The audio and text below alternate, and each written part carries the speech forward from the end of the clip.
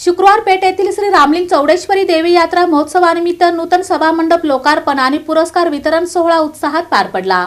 शुक्रवार पेठ येथील श्री रामलिंग चौडेश्वरी देवी यात्रा महोत्सव 2026 निमित्त नूतन सभामंडप लोकार्पण व श्री चौडेश्वरी सेवारत्न पुरस्कार वितरण तसेच हटगार कोष्टी समाजातील विजयी नगरसेवकांचा सत्कार सोहळा भक्तिमय वातावरणात उत्साहात पार पडला। श्री चौडेश्वरी देवी मंदिर परिसरात झालेल्या कार्यक्रमास भाविकांनी मोठ्या संख्येने उपस्थिती लावली। कार्यक्रमाची सुरुवात देवी पूजन व मंत्रोच्चाराने करण्यात आली। अक्कलकोट तालुक्यातील मैंदर्गी वीरभक्त मठाचे श्री नि प्र मृत्युंजय महास्वामीजी यांच्या हस्ते नूतन सभा मंडपाचे लोकार्पण करण्यात आले। यावेळी सामाजिक व विकासात्मक कार्याबद्दल आमदार विजयकुमार देशमुख यांना श्री चौडेश्वरी सेवारत्न पुरस्काराने गौरविण्यात आले। धार्मिक परंपरेसोबत समाजातील एकोपा आणि विकासाची भावना जपणे आवश्यक आहे, असे मत आमदार देशमुख यांनी व्यक्त केले। चौडेश्वरी माताचा भक्ती असल्यामुळे आज त्यांच्या देवीला त्यांच्या देवळासमोर सभामंडप मांडण्याचं सौभाग्य आम्हाला लाभलं।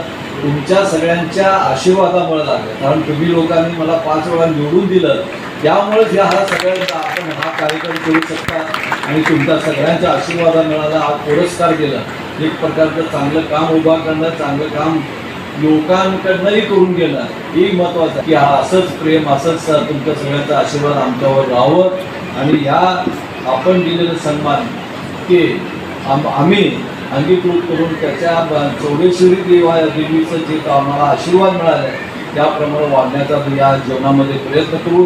देवस्थानचे अध्यक्ष गुरुनाथ निंबाळे यांनी मंदिर विकासासाठी भाविकांच्या सहकार्याबद्दल कृतज्ञता व्यक्त करत नव्या सभा मंडपामुळे धार्मिक व सामाजिक उपक्रमांना चालना मिळणार असल्याचे सांगितले। दरम्यान हटगार कोष्टी समाजातील विजयी नगरसेवकांचाही यावेळी सत्कार करण्यात आला। मान्यवर समाज बांधव आणि भाविकांच्या उपस्थितीत टाळ्यांच्या गजरात कार्यक्रम संपन्न झाला।